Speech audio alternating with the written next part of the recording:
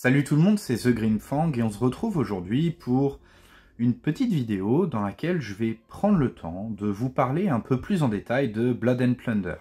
Parce que j'ai vu que ma précédente vidéo avait généré de l'intérêt, que ce soit des commentaires, des nouveaux abonnés ou juste généralement des questions sur le jeu. Voilà. Donc je vais vous parler un petit peu plus en détail du jeu, de ses spécificités, de mon ressenti après quelques parties. Par contre, juste pour être clair, ce n'est pas une vidéo de présentation détaillée des règles. Je pense que j'en ferai une autre s'il y a de la demande. Alors, Blood and Plunder, c'est quoi? Blood and Plunder, c'est un jeu en 28 mm, mais à l'échelle historique. C'est-à-dire qu'en fait, si on compare à du Games Workshop, pour parler du plus connu, vous verrez, je vais vous montrer que les figurines sont quand même plus fines. Donc c'est un jeu à l'échelle dite historique et qui permet de revivre des affrontements de la grande époque de la piraterie. On n'a donc pas de fantastique dans l'univers de Blood and Plunder, on est vraiment orienté sur les pirates, on va dire, des Caraïbes. On joue des pirates, des Anglais, des Français, des boucaniers, et on s'étripe joyeusement. Le jeu initialement se concentrait surtout sur les Caraïbes, et donc la grande époque, on va dire, de la piraterie, mais il y a eu une ou plusieurs extensions, avec les différentes VO, j'ai un peu de mal à m'y retrouver, mais en tout cas, il y a eu des extensions qui ont étendu en fait la zone géographique et temporelle du jeu. Et ça permet par exemple d'inclure les Amérindiens, vu qu'il y a eu des affrontements entre les premiers Européens et les Amérindiens, et y compris des affrontements en milieu maritime. Il y a énormément de factions, voilà, selon les époques, c'est-à-dire qu'une même faction peut être déclinée en plusieurs variations selon les époques.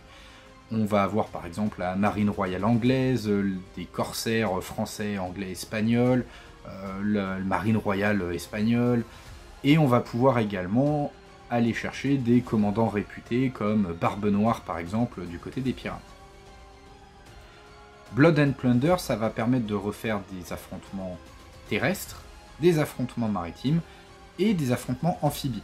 C'est-à-dire des affrontements où par exemple un bateau va attaquer un port ou va s'échouer sur une plage. Pour moi, très clairement, je vous donne déjà une partie de mon avis, mais une grosse partie de l'intérêt du jeu, et ce qui en fait un jeu un peu à part, c'est la partie maritime et amphibie par extension.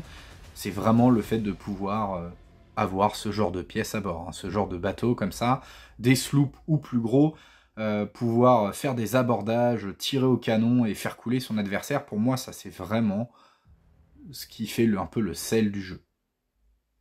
Concernant l'échelle des figurines, vu que c'est une question qui m'a été posée, les figurines de Blood and Plunder sont donc en 28 mm historique. Ce qui signifie que si on les compare à d'autres gammes historiques, par exemple du Victrix, on est très cohérent. On a ici un guerrier viking de chez Victrix, et là on a les pirates, c'est la grappe plastique de Blood and Plunder. Donc vous voyez, on est très cohérent, on a des armes qui sont d'une finesse assez similaire, assez comparable, et un niveau de détail qui est tout à fait appréciable. Concernant le niveau de peinture de mes figurines, là j'ai fait un aplat et un lavis final de Reikland. Je n'ai même pas fait d'éclaircissement, donc vous voyez que c'est quand même assez dans le brut, mais on voit déjà le rendu. Dès qu'on va comparer à d'autres gammes de figurines, on va commencer à voir un peu plus les écarts. Alors je vais vous montrer, par exemple, on va commencer avec un Unbet de chez Games Workshop. Et là déjà, on voit la différence. Alors les Unbet, là c'est un Ungor, sont supposés être, je crois, plus grands que des humains, donc c'est pas trop choquant. Ce qui va vraiment être très choquant, en fait souvent quand on compare de l'historique et du Games, c'est les armes. Parce que là vous voyez que l'épée de notre cher Ungor, elle doit faire 20 kg de métal, la hache idem, alors qu'effectivement, en fait une épée, pour ceux qui font un peu d'histo, clairement on n'est pas sur ce genre de taille. Même une lance, on n'est pas sur le même type de taille. Donc en fait les armes, si vous comparez à du Games Workshop, vont vous sembler ridiculement petites, si jamais vous aimez Games et que vous ne connaissez pas l'histo, et à l'inverse, les armes de Games semblent ridiculement grandes quand on les compare à de l'historique et aux figurines de chez Blood and Plunder. Je peux vous continuer, enfin vous faire d'autres démonstrations. Voilà un Night Haunt, hein, c'est les figurines de base Night Haunt. Et outre la largeur du socle, on voit quand même une différence de taille. C'est pas tellement la hauteur de la figurine, mais plutôt la largeur, on va dire, des différents éléments. En historique, les mains sont plus fines, les visages sont plus fins également. Je vous mets un humain à côté. Donc là, c'est une figurine venant de la gamme... c'est une figurine Underworld, il me semble. Donc c'est un humain de base, ici, cette fois, de AOS. Niveau taille, c'est comparable. Par contre, les armes, effectivement, on peut voir là, parce que là, on a un beau pistolet de chez Games versus le pistolet historique. On a quand même un écart. Après, ça vous dérange ou pas, ça c'est une question, je pense, de choix. Moi, ça me choque pas trop, mais je peux comprendre que ça perturbe. Et si on compare à un Stormcast, bon, là, on n'est pas dans le même monde. Voilà en tout cas pour l'échelle historique de Blood and Plunder, pour ceux qui se posaient la question. Concernant le style de jeu, comme beaucoup d'autres jeux, Blood and Plunder repose sur un système de pièces d'or ou de points pour constituer des bandes. On devra donc s'accorder avec son adversaire pour constituer des bandes avec un nombre de points identique. L'équilibrage, hein, quelque chose de fort vaudra plus de points. Et concernant l'affrontement, on pourra avoir des affrontements qui pourront aller d'une simple bande de 10 à 15 pirates et d'un sloop, à des affrontements qui pourront tout simplement faire s'affronter un galion et plusieurs sloops avec une centaine de membres d'équipage au total sur la table. Donc on a vraiment des affrontements qui en termes de taille peuvent beaucoup varier. A noter que globalement on a 3-4 tailles de bateaux. Je n'ai pas les plus petits, mais on a ce qui va être, on va dire, les barques, qui peuvent être à voile ou non. On va avoir les sloops, qui sont les bateaux, on va dire, un peu de taille, je crois c'est taille 2 sur les cartes, mais en tout cas, voilà, c'est ce genre de petits bateaux. On va avoir ensuite, vous la voyez derrière, je ferai un open the box en détail, une frégate, donc on est déjà sur une taille un peu plus grosse, et je n'en ai pas, mais on va avoir ensuite les galions ou les frégates de ligne, où on va avoir des bateaux encore plus grands. Et pardon d'ailleurs, ce n'est pas une frégate que vous voyez là, c'est une brigantine, mais c'est la même catégorie de bateau. Et niveau règles alors.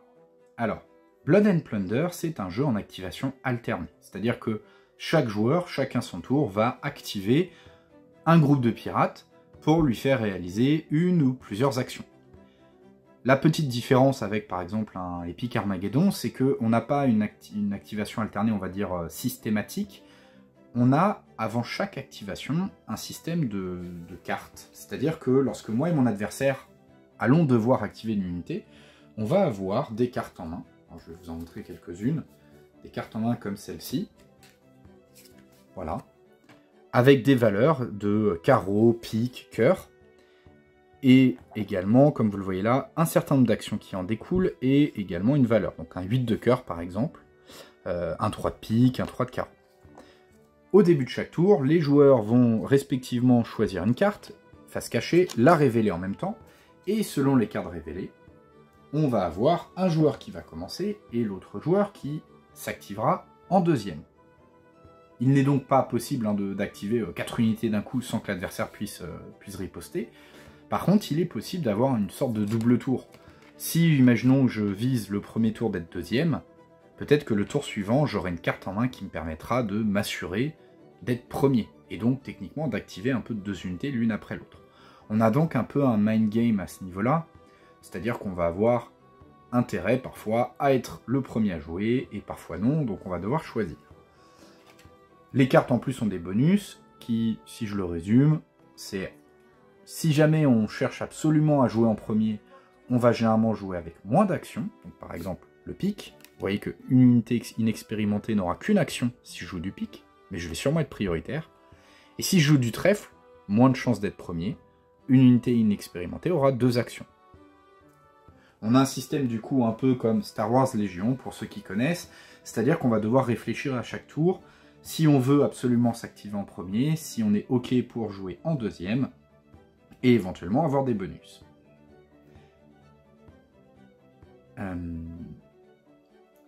Lorsqu'on va activer une unité, on pourra lui faire réaliser, donc ce que je montrais sur les cartes, 1, 2 ou 3 actions selon la carte choisie, mais également l'expérience de la troupe. Une bande de pirates pourra être inexpérimentée, pourra être entraînée, ou pourra être une unité de vétérans. Et donc selon les différences, les unités vont pouvoir avoir plus ou moins d'actions. Je ne rentrerai pas beaucoup plus dans le détail, mais c'est effectivement une autre dynamique du jeu. On va devoir choisir quelle unité on active, et parfois ce ne sera pas forcément intéressant d'activer en premier une unité de vétéran, alors que si on l'active en deuxième, on lui fera faire peut-être 3 actions.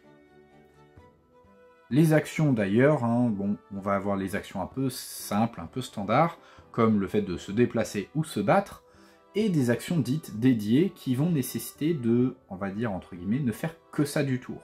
Donc même si on active une unité avec 3 tours, il y a des actions qui nécessitent de tout utiliser pour faire son action. Si je veux changer la voilure de mon bateau, par exemple, pour le faire aller plus vite ou moins vite, c'est une action dédiée. L'unité que j'active qui va vouloir modifier la voilure de mon bateau ne pourra faire que ça durant ce tour. Et c'est encore une fois, là aussi, une autre partie de la réflexion. Il n'est pas forcément toujours intéressant d'activer une unité vétéran avec 3 actions pour lui faire réaliser une action dédiée qui va du coup la limiter un petit peu. Mais en même temps, il y a un intérêt à le faire. Je ne rentrerai pas beaucoup plus dans le système de gestion des actions sur cette vidéo. Si jamais il y a des gens intéressés, je rentrerai un peu plus dans le détail dans une vidéo dédiée aux règles. Mais globalement, c'est vraiment, je trouve, quelque chose de très intéressant parce qu'on va avoir vraiment au début de tour une réflexion sur ok, quelle unité je dois activer, qu'est-ce que je dois faire, peut-être que je vais avoir des récifs à éviter, que ma première action va être absolument de réduire mes voiles, peut-être que je dois absolument commencer en tirant au canon, sinon mon adversaire va le faire avant moi. Et donc en fonction de tout ça, je vais devoir réfléchir à qui je souhaite activer en premier ou pas, est-ce que je vais vouloir faire une action standard ou une action dédiée. Enfin, une ou plusieurs actions standards ou une seule action dédiée. Voilà. Continuons sur la présentation rapide des règles. Le jet de dés. Alors, à Blood and Plunder, on joue avec des dés de 10. Voilà. Alors là, les dés de 10, je ne suis pas forcément, on va dire, pro dés de 6 ou pro dés de 10, mais il est vrai que les dés de 10 permettent généralement un peu plus de finesse dans la gestion des tests de compétences. Le dé de 6 se limite quand même à globalement un gros résultat ou un petit, le 1 et le 6, et puis pas énormément de résultats entre deux. Le dé de 10 permet un peu plus de finesse. À noter qu'un 10 n'est pas forcément une réussite automatique, un 1 n'est pas forcément un échec automatique, il me semble en tout cas, mais peu de choses près, ça risque de toujours être un échec. Et derrière, eh bien, on va avoir une petite variation et pas mal de résultats différents. Pour vous donner un exemple, changer les voiles, réussir à changer la voilure de son bateau, nécessite un test initial de 7 ou plus. Mais certaines règles spéciales vont me permettre de le faire sur un 5 ou plus. Voilà en tout cas pour globalement la gestion des dés. Et puis globalement, les dés de 10, c'est classe. Je continue sur la présentation des règles, vraiment dans les grandes lignes. Vous allez avoir à Blood and Plunder un système de morale très proche d'un Epic Armageddon ou d'un Star Wars Légion. Donc pour ceux qui me connaissent, vous savez que c'est clairement une vraie plus-value à mes yeux. Je veux dire, le système de fatigue, c'est le nom à Blood and Plunder, qui reprend un peu les systèmes de morale un peu génériques, c'est vraiment une vraie plus-value au système. Pour faire simple, les unités, lorsqu'elles vont subir des dégâts, ou lorsqu'elles vont faire certaines actions, ou lorsqu'elles vont choisir par exemple de se suractiver, de faire des actions supplémentaires, elles vont reprendre des points de fatigue. Lorsqu'on va avoir 2 points de fatigue, on va perdre une action. Ça, c'est quand même déjà assez punitif. Et plus le nombre de points de fatigue va augmenter, et plus on prend le risque de voir son unité fuir, ou bien fuir un combat, voire tout simplement partir de la table.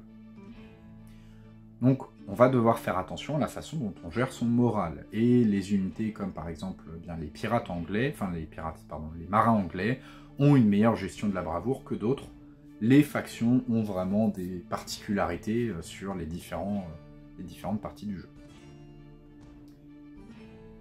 Concernant les scénarios, là je n'ai pas le livre de règles sous la main, mais concernant les scénarios, généralement, un scénario type va pouvoir être joué de 3 façons.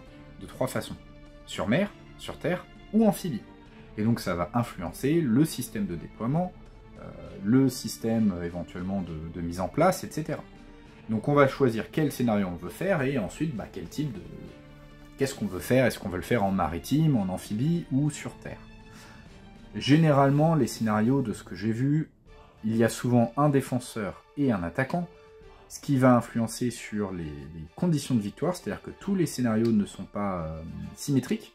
On peut avoir des scénarios avec des conditions de victoire différentes si on est attaquant ou défenseur. A noter que, encore une fois, certaines factions vont avoir des bonus, par exemple, plus de chances d'être attaquant sur un certain type de scénario.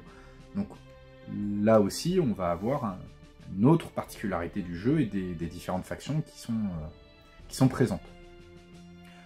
Je n'ai pas encore testé tous les scénarios, on s'est beaucoup concentré sur le scénario, on va dire un peu standard de « faut détruire l'adversaire » pour prendre les règles en main, mais les scénarios, quand même, offrent pas mal de variétés. Je ne me prononcerai pas sur l'équilibrage, j'ai l'impression qu'il y a quand même une vraie dimension un peu narrative, l'idée étant vraiment que les scénarios racontent une histoire, hein. C'est pas juste aller prendre le drapeau chez l'adversaire.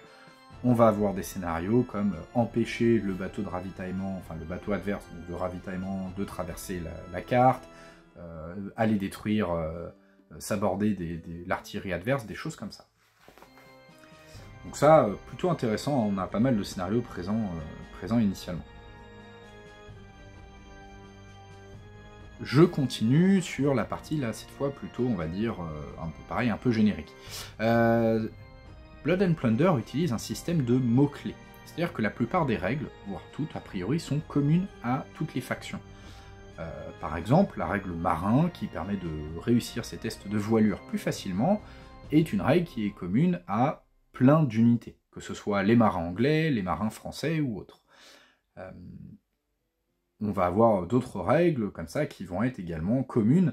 L'avantage, c'est que lorsqu'on affronte une faction qu'on n'avait jamais affrontée avant, on n'est pas perdu, l'adversaire a juste à nous dire « Tiens, attention, j'ai cette règle-là sur telle unité » et on aura déjà une bonne idée de ce qu'elle pourra faire.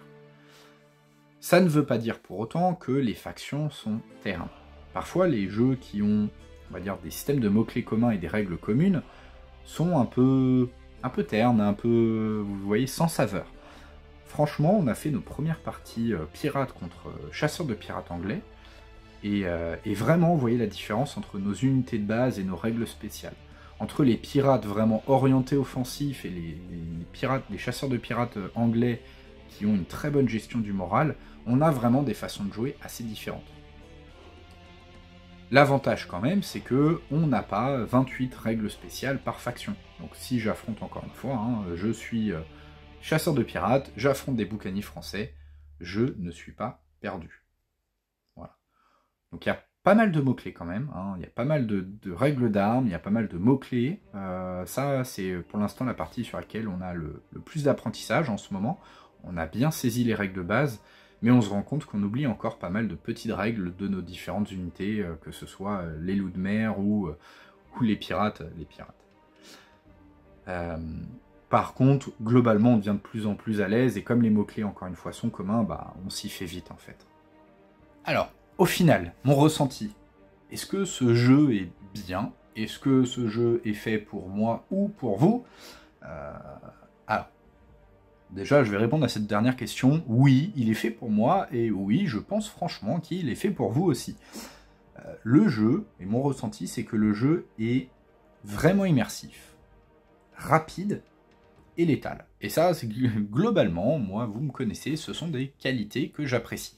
C'est-à-dire que le jeu, bien qu'on soit sur un jeu historique, on n'est pas sur un jeu avec une immersion...